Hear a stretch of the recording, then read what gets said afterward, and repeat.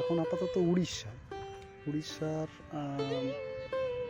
রায়বনিয়া বলে একটি গড়, সেই গড়ের কাছে। সেটা গড়ের এটা এই যে দেখছেন, এটা হচ্ছে দুর্গের একদম কোর এরিয়া, এবং কোর এরিয়ার এটা হচ্ছে লাস্ট গেট বলা যেতে পারে। এই যে গেটটা, রাস্তাটা দেখছেন, এটা গেটটা লাস্ট গেট ছিল। এই তারপর এই যে প্রাচীরটা, এটা গড়ের প্রাচীর, এখান থেকে শুরু হচ্ছে। এই যে দেখতে পাচ্ছেন ইয়েগুলো পড়ে আছে, পাথরগুলো পাংড়া পাথর দিয়ে। আর এই রাস্তা এটা দিয়ে আসছে। এখন আপাতত এই রায়বনিয়ার কনস্ট্রাকশনের কাজ চলছে।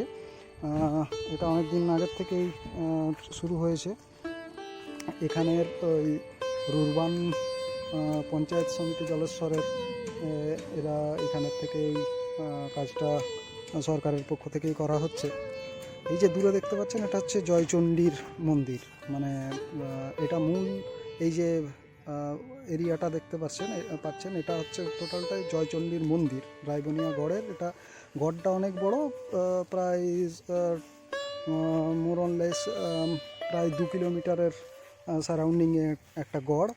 মাঝখানে অন্তত 3টে গ্রাম আছে, একটা স্কুল আছে এর মধ্যে। এটা হচ্ছে রায়বনিয়া গড়ের মেন, যেটা হচ্ছে মন্দিরের যে প্লিন্থটা, এখান থেকে এই অংশটা, উচ্চতাটা এটার মানে মেন ভূমি থেকে অন্তত পক্ষে প্রায় 12 ফুট ওপরে এর বেসটা তৈরি করা হয়েছিল। এটা হচ্ছে প্রায় না করে অন্তত পক্ষে 1300 শতাব্দীর দিকে রাজা নরসিংহদেব মতান্তরে কেউ হরিচন্দ মুকুন্দ দেবের সৃষ্টি বলেই মনে করেন। এই অংশটাতে এই মন্দিরটা একদম নতুন কনস্ট্রাকশন। এটা একদম নতুন হচ্ছে।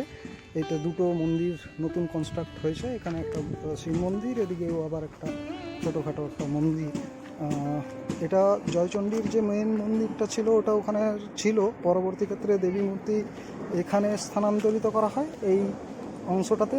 এটা ছোট একটা মন্দির হিসাবে গ্রামের লোক এখানে জয়চণ্ডী, কেউ দুর্গা, দশভুজা, দশশক্তি ইত্যাদি নামে কেউ পূজা করেন।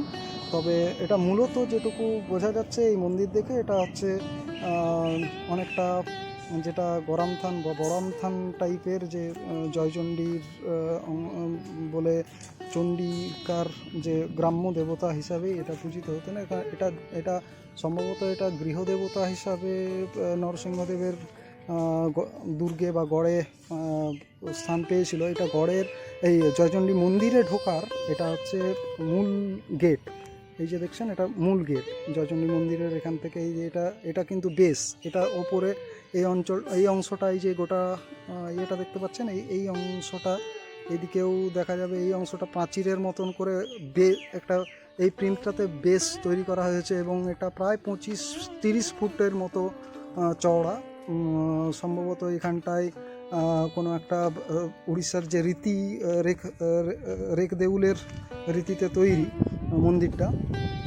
এখানে এই যে গোটা প্রিন্টটা দেখতে পাচ্ছেন, এটা হচ্ছে মূল গর্ভগৃহের অংশ ছিল। এই টোটাল এই যে প্রিন্টটা, এটা মূল গর্ভগৃহের অংশ ছিল। এটা মূল মন্দির। এটা মানে ভোগ ঘর বা যেরকম নাট মন্দির যেরকম থাকে পর এটা রেখ দেউলের যেরকম রীতি অনুসারে এটা এইটা তৈরি আগে, অন্তত পক্ষে আজ থেকে 15-20 বছর আগে এখানটা কিছুই ছিল না। এই মন্দিরটাও রিসেন্ট এটাকে রিমেক করা হয়েছে, মানে রিমেক করা হচ্ছে। এবং অসাধারণ কাজ, যেটা উড়িষ্যা সরকারের কাছ থেকে শেখার বিষয়, সেটা হচ্ছে হাউ টু রিকনস্ট্রাক্ট দ্য মন্দির বা যে কোনো হিস্টোরিক্যাল প্লেস, যেটাকে তার যে মূল ফ্লেভার সেটাকে রেখে কীরকমভাবে এটাকে কনস্ট্রাক্ট করতে হয়। এটা অ্যাকচুয়ালি এটা ধূলিসাৎ হয়ে গেছিলো, এখানে কোনো মন্দিরের কোনো অংশই ছিল না। কিন্তু এই ছোট ছোট ব্লক করে এই একদম মাকড়া পাথরের ঠিক সেম মেটেরিয়াল, সেম মেটেরিয়াল আজ থেকে অন্তত পক্ষে 750-800 বছর আগে ঠিক যে মেটেরিয়াল ব্যবহার করা হয়েছিল, ঠিক সেম মেটেরিয়াল কে সামনে রেখে পরপর সাজিয়ে দেখুন একদম পুরো মন্দিরটাকে একদম রিকনস্ট্রাক্ট করা হয়েছে। এবং মিলিয়ে যে পাথরগুলো পড়েছিল সেই পাথরগুলোকে প্রথমে কাজে লাগানো হয়েছে এবং তাতে যে আদলটা পাওয়া গেছে, বেশ আদলটা, সেই আদলটাকে প্রথমে ভিতটাকে তৈরি করে নিয়ে দেখুন, এর দরজাটা দেখলেই বুঝতে পারবেন। এই দরজাটা পুরোপুরি একদম সেই জৈন আমলের যে ধরনের দরজা হয় জৈন মন্দিরগুলোর, ঠিক সেই আদলের মন্দিরগুলো। এবং কি তার কারুকার্য দেখুন, কারুকার্যটা একদম কার্ভটা দেখুন, প্রত্যেকটা অংশ, এই যে এই অংশটা বিশেষ করে এর যে কার্ভগুলো, হ্যাঁ, এগুলো দেখার মতো। মানে এইখানে জয়চণ্ডীর মন্দির, মা জয়চণ্ডীর মন্দিরটা এটাই ছিল। এটা টোটাল এই যে এই এরিয়াটা দেখছেন, এটা জয়চণ্ডীর মন্দিরের পুরোপুরি অংশ। এখানটায় এই জয়চণ্ডী মন্দিরের টোটাল যে স্ট্রাকচারটা, এটা একদম স্ম্যাশড হয়ে গেছিলো আজ থেকে 12-13 বছর আগে। এটা কিছুই ছিল না।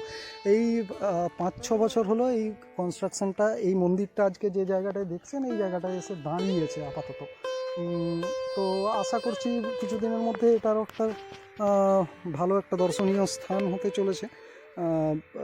উড়িষ্যার সরকার এই দিক থেকে অত্যন্ত সাধুবাদের প্রাপ্তি। এটা একটা এই মন্দির চত্বরের অংশেই এখানে ফুল বা এই ধরনের কুয়োর একটা অংশ, যে অংশটা থেকে জল সরবরাহ করার জন্য কুয়োর একদম মানে কুয়োটাকে রাখা হয়েছিল এবং মন্দির চত্বরের অভ্যন্তরে, এটা যাতে বাইরে থেকে জল আনতে না হয়। এই ইয়েটাতে মন্দিরের যে অংশটা, ওই যে বাইরের যে অংশটা দেখলেন, যেটা বলছিলাম সাদা রঙের, ওটা এই জয়চণ্ডীর এই মন্দিরটা যখন স্ম্যাশড হয়ে গেছিলো, অনেকে বলে যে পাহাড়ের দৌলতে এখানটায় পরবর্তী ক্ষেত্রে সমস্ত যে উড়িষ্যা যখন তার অধীনস্থ হয়নি, এটা অনেকটা গল্পের মতোই একটা কথা শোনা যায় এরকম, যে কালা পাহাড় একসময় একজন জনৈক হিন্দু সেনাপতি ছিলেন। তারপরে পরবর্তী ক্ষেত্রে তিনি এক কোনো এক মুসলিম মহিলার প্রেমে পড়ার পর তাকে বিবাহ করে এবং মুসলিম ধর্মান্তরিত হয়। পরবর্তী ক্ষেত্রে উড়িষ্যার বিভিন্ন জায়গায় মন্দির ধ্বংসের একটা বড় ভূমিকা নিয়েছিলেন, এটা শোনা যায়। তো তিনি নাকি এই অংশটা, এই গড়গুলো আক্রমণ করেছিলেন এবং এর যথেষ্ট প্রামাণ্যও পাওয়া যায় বিভিন্ন গেজেটিয়ার থেকে, বালেশ্বর গেজেটিয়ার বা ভুবনেশ্বর গেজেটিয়ার বা কটক গেজেটিয়ারের যেগুলো অংশগুলো, এইগুলোতে অনেক অংশেই পাওয়া যায়। এমনকি আইনি আকবরীতেও এর উল্লেখ কিছু কিছু অংশ আছে। দীর্ঘ কখনো আর ভিডিওটা করব না, কিন্তু কখনো সময় হলে এইটা সম্পর্কে একটা তথ্যমূলক একটা পেপার লেখার একটা ইচ্ছে আছে। আপাতত আজকে এইটুকুই। আপনারাও সবাই ভালো থাকুন আর সাবধানে থাকুন, সুন্দর থাকুন। এই গেটের এই সুন্দর ঐতিহাসিক স্থানে এসে আপনাদের সঙ্গে সাথী হতে চেয়েছি, জিনিসটা ভাগ করে নিতে চাইলাম, তাই এই ভিডিও। ধন্যবাদ। এটা একটা সেনা ছাউনি ছিল। এই যে অংশটা, এটা হচ্ছে গড়ের দক্ষিণ পূর্ব দিকের যে রাস্তা, এটা প্রবেশদ্বার। এই যে গড়ের পাথরগুলো দেখতে পাচ্ছেন, ওটা গড়ের অংশ ছিল।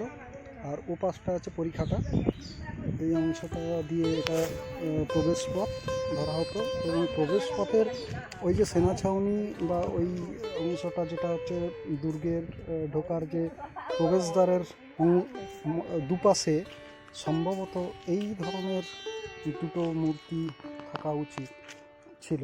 এটা যে নরসিংহদেবের কীর্তি, সেক্ষেত্রে কোনো সন্দেহ থাকছে না, সন্দেহের অবকাশও নেই। এটা অনেকটা ওই সূর্য মন্দিরের যে মূর্তি ঢোকার মতো যে মূর্তি পাওয়া যায়, অনেকটাই তার মতো দেখতে পাচ্ছেন এখানটা। ঠিক নরসিংহের যে একটা প্রতীকী স্ট্যাচু বলা যেতে পারে বা প্রতিকৃতি বলা যেতে পারে, সেই হিসাবে এখানকার এটা রাখা হয়েছে।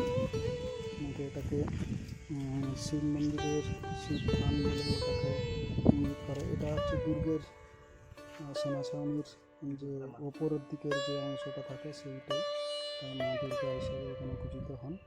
এই অশ্বত্থতলার অশ্বত্থতলার নিচে এখানটা এখন আপাতত এটাকে রক্ষিত করা হয়েছে, গ্রামবাসীরাই এখানে রক্ষা করেন। এখানে এই গড়ের যে প্রাচীরটা বা প্রবেশদ্বারের যে দুর্গের যে প্রাচীরটা, এটা হচ্ছে প্রাচীরের অংশটা। এটা অনেকটাই এখন ভূমি ক্ষয়ে হোক বা এটা রাস্তা উঁচু হওয়ার জন্য হোক, ভূমি উচ্চতার জন্য হোক, এটা অনেকটা নিচু বলে মনে হচ্ছে, কিন্তু আদতে এটা নিচু না, অনেকটা ভেতরের থেকে নিয়ে আসা হচ্ছে, আর কিছু অংশ ভেঙেও গেছে। এই অংশটা আমরা দেখাবো, একটু সামনের দিকটায় গেলেই বুঝতে পারবেন ওটা গড়খাই বা এটাকে হচ্ছে গড়খাইয়ের ওই পাশটা, গড়খাইয়ের আরেকটু দক্ষিণ পূর্ব দিকে এই রাস্তাটা এঁকে বেঁকে চলে যাচ্ছে। ওই পরের অংশটা থেকে এই দিকটা ডান দিক এবং বাঁ দিক, এদিকটা হলো ওই পরীক্ষার অংশ বলে। এই যে দেখুন, এই যে নিচু জায়গাগুলো, এই যে ওই অংশটা পুকুরের মতো হয়ে আছে, এটা হচ্ছে গড়ের ভেতরে আসার শেষ দরজা বা আভ্যন্তরীণ কোর এরিয়ার যে অংশটা ছিল এটা। এই যে ওটাই ঘুরে গিয়ে এই যে এই অংশটা, এটা খাল মতো ছিল, পরবর্তী ক্ষেত্রে এটা খাল আর থাকছে না, এটা একটা ছোট জমির মতন করে তৈরি করে নিয়েছে এবং এখানে গ্রামবাসীরা আপাতত এখন চাষাবাদ করে।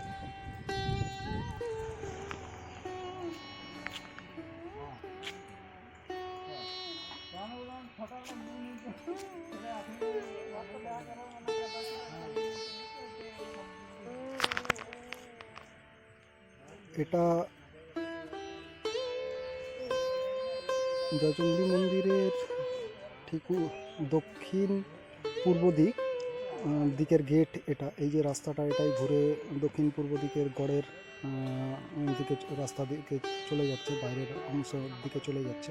এটা জয়চণ্ডী মন্দির থেকে প্রায় 1 কিলোমিটার দূরে আমরা এসেছি। এই যে পুকুরটা দেখছেন, এটাকে বলা হয় নন্দিকা পুকুর। এটা যেসব জলাধারগুলো রয়েছে তার মধ্যে মানে অনেকগুলো বড় বড় আকৃতির জলাধার ছিল, তার মধ্যে এটি অন্যতম। এটাকে বলা হয় নন্দিকা পুকুর, এখানের ভাষায় বলা হয় নন্দিকা পুকুর। এটা সেই সময়কালের জলাধার। এটা প্রমাণ এখানে দেখা যাবে যে এই বটগাছটার, এটা কিন্তু বটগাছের মূল না, এটা কিন্তু ঝুড়ি। হ্যাঁ, এটার বয়সই মোটামুটি আমরা, এইটা মূল, এর চারদিকে যে ঝুড়িগুলো নেমেছে, এটা সব এইটা একটা ঝুড়ি। ওই পাশের যে অংশটা, ওটা একটা ঝুড়ির অংশ, ওই যে দেখতে পাচ্ছেন, ওটার একটা ঝুড়ির অংশ। তার ওই পাশে আর একটা আছে। এটা এই বটগাছটারই বয়স প্রায় আন্দাজ করা যায় 250 বছরের বেশি। ফলে পুকুরের যে সময়কালটা, সেটা কতটা হতে পারে সেটা আপনারাও বুঝতে পারছেন, সময়কালটা কোন সময়কালটা হতে পারে। যদিও এটা বারবারই বলছি, নরসিংহদেবের সময়কালে এটা একটা কীর্তি, এটা ধরে নেওয়া হয় মতান্তর। এই জলাধারটি রায়বনিয়ার আরেকটি জলাধার। এটা উত্তর পশ্চিম অংশে, মানে মন্দিরের, জয়চণ্ডী মন্দিরের উত্তর পশ্চিমাংশে এটা তৈরি করা হয়েছিল সেই সময়কালের। একটা প্রতিষ্ঠিত পুকুরের মধ্যে একটি, জলাধারের মধ্যে একটি। তার মধ্যে যে কটা জলাধার রয়েছে, অনেকগুলি জলাধার রয়েছে, সেটা ডিটেলে এখন আর এই ব্লগে আর বলছি না, কিন্তু লেখার সময় নিশ্চয়ই লিখবো কতগুলি জলাধার, কী কী ব্যাপার। তো এটি একটি সেই সময়কালের প্রায় আজ থেকে অন্তত 700-800 সালের আগের পুরনো একটি জলাধার। এটির নাম হলো দিঘি। এই জলাধারটির নাম হলো দিঘি। এটার এখন সৌন্দর্যায়ন চলছে। এর জন্য, এই টোটাল প্রজেক্টটার জন্য, এই রায়বনিয়ার জন্য প্রায় 16,87,00,000 টাকার প্রজেক্ট একটা। এখানের যে তথ্য, সংস্কৃতি এবং ভাষা যে ডিপার্টমেন্ট রয়েছে তারা এবং আর্কিওলজিক্যাল সার্ভে অফ উড়িষ্যা এরা এটার পেছনে খরচ করছে এবং এটাকে নতুন করে নগরায়ণ করার একটা রূপায়ণের একটা চেষ্টা চলছে। এখানে অনেক কিছু প্রজেক্ট আগামী দিনে দেখতে পাবো এই জলাধারটাকে কেন্দ্র করে। এটা আরও উত্তরে, ওই জয়চণ্ডী মন্দিরের থেকে আরও উত্তরে এটা এই যে জায়গাটা দেখছেন এটা একটা গড়েরই একটা অংশ, উপর দিয়ে রাস্তা, এর উপরের অংশটা রাস্তা, আর এটা হচ্ছে একটা প্রাচীরের মতন, এখানে সৈন্য শিবির বা সৈন্যাগার কিছু একটা হতে পারে। আর এই অংশটা হচ্ছে এটা পরিখারই একটা অংশ, এইটা দিয়ে জল ঢোকানোর হতো এবং এটা একটা ব্রিজের মতো সম্ভবত, ওই যে ওখানে দেখছেন একটা ছোট্ট গর্তের মতো আছে, ওইটা দিয়ে হয়তো জল ঢোকানো বা বের করানোর একটা প্রভিশন থাকতো। আমি যেখানটায় দাঁড়িয়ে আছি এটা হচ্ছে গড়খাই। এই যে পরিখার নালাটা আপনারা দেখতে পাচ্ছেন, মানে খালটা আপনারা দেখতে পাচ্ছেন, এটা দিয়ে জল যেত আগে, জল সবসময় পূর্ণ থাকতো যাতে বহিঃশত্রু আক্রমণ থেকে কিছুটা রক্ষা করা যায়। প্লাস এই যে বাঁশ গাছ দিয়ে এরকমভাবে গোটা পরিখাটাকে বেষ্টনী করে রেখেছে। আর এইটা হলো গড়ের প্রাচীর, এর ওপাশে মানে ওই পাশটাতে হচ্ছে গড়, ভেতরের অংশ গড়, আর এটাই ঘুরে এটা দিয়ে সোজা এই গড় প্রাচীর এরকমভাবে চলে গেছে। এখন আপাতত মাটির তলায়, বুঝতেই পারছেন এটা মাটির অংশ ইয়েতে, তার মধ্যে এই যে বাঁশ ঝাড়গুলো আছে এটা দিয়ে গোটাটাকে বেষ্টনী করে রেখেছিল, একটা দুর্ভেদ্য নগরী ছিল। এই যে অংশটা দেখতে পাচ্ছেন এটা হলো গড়ের একটা ব্রিজ, যেটাকে দুমদুমি ব্রিজ বলা হতো। এটা হচ্ছে বাইরের অংশের সঙ্গে এই যে এটা গড়খায়ের এই যে এই পরিখাটা, এই যে অংশটা হচ্ছে এটা হচ্ছে পরিখা, এই পরিখাটাকে পেরোনোর জন্য, সৈন্যদের পেরোনোর জন্য এই অংশটা দিয়ে যাতায়াতের একটা বন্দোবস্ত করা ছিল। এটা ব্রিজের মতন কাজ করতো। আর এই যে তলায় ছোট ছোট কুঠিরির মতন অংশ দেখছেন, বা তলায় আরও নিচে খুঁড়লে দেখা যাবে এটা কিছু ওই জল যাতায়াতের ব্যবস্থা বা জল যাতায়াতের একটা প্রকল্প মতো এটাতে ছিল। জলকে ডিস্ট্রিবিউশনটা, সমান ডিস্ট্রিবিউশনটা যাতে সব জায়গায় সমানভাবে জল যায় এবং জলটা থাকে, সেই ব্যবস্থা এই এরকম ছোট ছোট ফটক দিয়ে বা দিয়ে করা হতো। এই জন্য এই জায়গাটার নাম হলো, এটাকে বলা হয় কপাট ঘাটি। অর্থাৎ এটা এখানে হয়তো দরজা বা কিছু একটা জল ঢোকানোর দরজা জন্য এটাকে কপাট হিসেবে ঘাটি বলা হতো। এখানে হয়তো মেবি এইটা দিয়ে জল ঢোকানো হতো এই পরিখাতে। এখন আমরা যেখানে এসেছি এটাকে বলা হয় একটা কুয়া। এটা গড়দুয়ারের মানে গড়ের বাইরে, গড়দুয়ারের কাছে একটি কুয়া। এটা প্রায় 25 থেকে 30 ফুট চওড়া হবে কুয়াটা। এটার নাম হলো অদ্ভুত, জোড়া হাইলা কুয়া। মানে জোড়া বলদ একসাথে তাদের কাঁধে জোয়াল থাকা অবস্থায় তারা জল খেতে নামতে পারতো এই কুয়ার মধ্যে। এই যে ধাপগুলো দেখছেন, এই যে চওড়া ধাপ, এই যে পরপর এটা কিছুটা অংশ মজে গেছে এখন কুয়াটার অংশটা। এই যে দেখছেন একটা পুরো ক্যামেরা জুড়ে আসছে না এত বড় কুয়াটা। এই কুয়াটার নাম হলো জোড়া হাইলা কুয়া। রায়বনীয়গড় থেকে 2 কিলোমিটার মতন আগে একটা বাঁধ, এটাকে বলা হয় রাজবাঁধ। এটা হচ্ছে তার লগের দুটো পোর্শনে ভাগ করা আছে। এই দিক থেকে আবার ওপাশটা একটা বাঁধের অংশ, এদিকটা একটা বাঁধের অংশ। অন্তত পক্ষে 3 থেকে 4 কিলোমিটার পর্যন্ত বিস্তৃত এই বাঁধটা। 3 কিলোমিটার তো বটেই, অ্যাপ্রক্স আমি বলছি। পার করে রাস্তা, কাজ চলছে একটা অংশ। এটা হচ্ছে উড়িষ্যার একটি অংশ। এই দুপাশে পুরনো প্রাচীন আম আম্রবৃক্ষ বলা যেতে পারে, আম গাছ, আম কিছু কিছু অংশে রয়েছে। এই রাস্তা ধরে হেঁটে গেলে অনেকটা রাস্তা হাঁটা যায়। এখানে একটা লক গেট আছে, ওই লক গেটটা থেকে আমরা নিচে নেমে যাব। ওই নিচে নেমে গেলেই তো তার পরের থেকেই শুরু হচ্ছে বর্ডার বাংলা। এখন আপাতত আমরা আছি উড়িষ্যার এই অংশটা, এটাকে বলা হয় রাজবাঁধ বলা হয়ে থাকে। এটা রায়বনিয়াগড়েরই একটা পার্ট, গড়দুয়ারের একটা পার্ট। এখান থেকে রাজবাঁধ, এই বাঁধটা তৈরি করা হয়েছিল তৎকালীন সময়ে বিভিন্ন কৃষি ক্ষেত্রে, কৃষির জন্য, জমি চাষের জন্য। এই পাশাপাশি যে গ্রামগুলো রয়েছে, ওই যে দূরে দূরে যে গ্রামগুলো দেখতে পাচ্ছেন, এই গ্রামগুলোর জন্য যে এই যে কৃষি জমি, এই জমিগুলোতে চাষের জন্য এই বাঁধটা নির্মাণ করা হয়েছিল সেই সময়টা। এই বাঁধটা মজে গেছে কিছু অংশ, কিন্তু খারাপ অবস্থায় কিন্তু নেই। আবার সংস্কারের কাজ চলছে এবং এই রাস্তাটা যে পুরানো রাস্তা দেখতে পাচ্ছেন, এটা হয়তো কিছুদিনের মধ্যে 20 বা 22 ফুটের একটা চওড়া রাস্তা হয়ে যাবে।